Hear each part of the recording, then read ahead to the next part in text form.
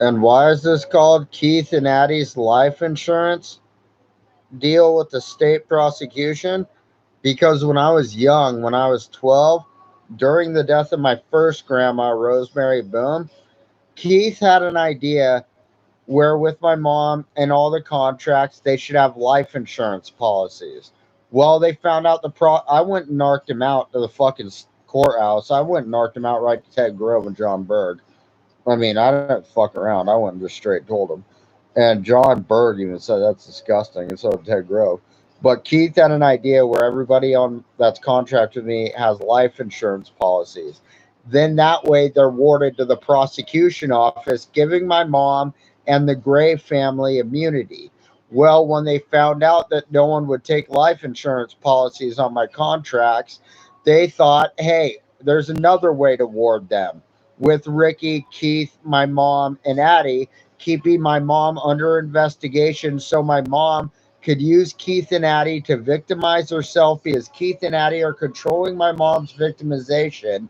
And then they victimize other people in other houses and put them under investigation, victimizing their children. Because you got to think at the time, I was only 12. You know, I was a kid once, and everybody that I was contracted with are also kids once too. So my mom keeps herself under investigation by Keith and Addie abusing her and abusing the government to actually terrorize little children because that way the kids are now wards of the state. So they're warded to the prosecution. So therefore, as long as my mom and Keith and Addie and Ricky have immunity with John Berg, or they think they do, then no child that my mom intentionally terrorized, no family like Willow Yoakum that they tried to kill or John Butchko Sr. that my mom just felt like murdering, they can't get sued because they have immunity and because they're under disability laws, which means they're more needed than anybody else because of the additional protections they have with that. And that's what Keith and Addie thought when I was a child, since they didn't want to do the life insurance thing.